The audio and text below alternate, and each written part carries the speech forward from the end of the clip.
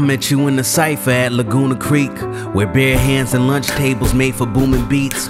Back when Ludacris's debut album was a new release, you was reppin' New Orleans, lunchtime was Jubilee. You had true belief as people wrote me off like dude is weak. I spit a metaphor, you made a face like who is he? This before we knew who the crew would be.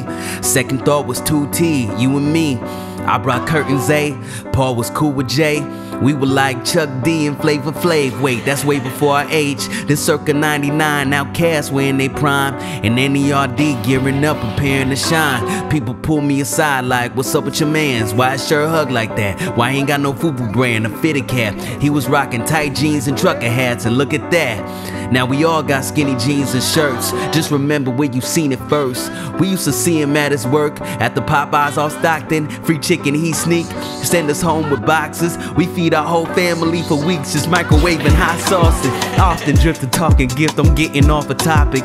We took the bus to DJ DNS spot in their pocket for talent show to rock it. Our first cut was Get On Up. B Smooth took us to the studio and let us bust. Making party records, we were too young to get in clubs, but we threw them parties though.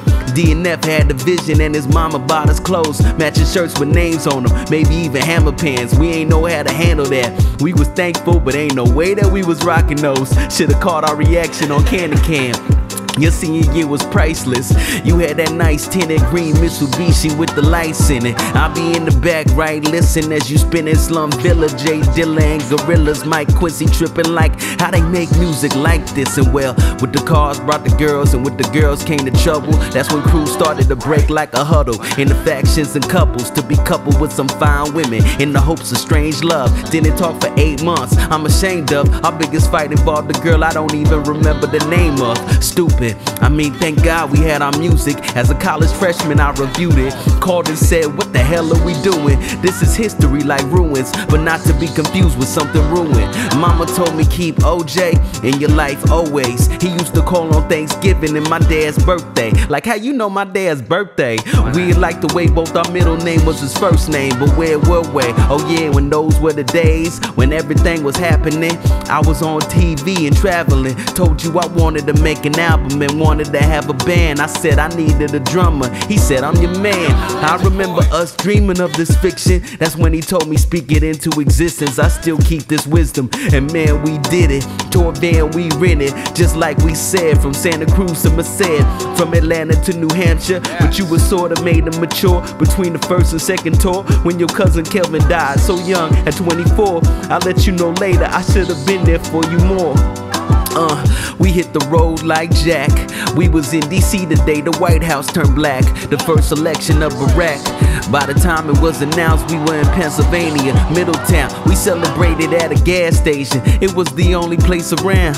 I just kept on thinking, I wish Kelvin could have seen this. He probably would have said something genius. I still remember the day Saddam Hussein was executed. He blew a J and passed it ass with that mask on his face. How could we prove it? I hit it and was like, dang, that's the truest. I miss him, but I was on a mission. I moved to New York and for 2 years I went missing. By the time I came back, I was heartbroken and you got swollen. It was hard coping, but I could see you and God growing. So when I hit the gym then, you showed me exercises. Sometimes it felt like an exorcism. We working out our demons, we working out our mind, body, spirits, philosophizing on scriptures. It felt religious. I know church takes 3 or more, but we had Calvin's spirit and we had God, so it was like 3 or 4. So the last time I seen you was there at 24, about a month ago. I was on the elliptical, probably gung-ho, tripping off this girl and other things that come and go. Said I'll see him when I'm done though.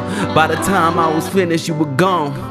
It's like this life is a treadmill that I'm still on, going nowhere fast, letting good things pass, saying I'll live life when I finish, but how long will it all last? Take a break and have one last hug with your boy and laugh. I'm too caught up in noise and silly tasks to just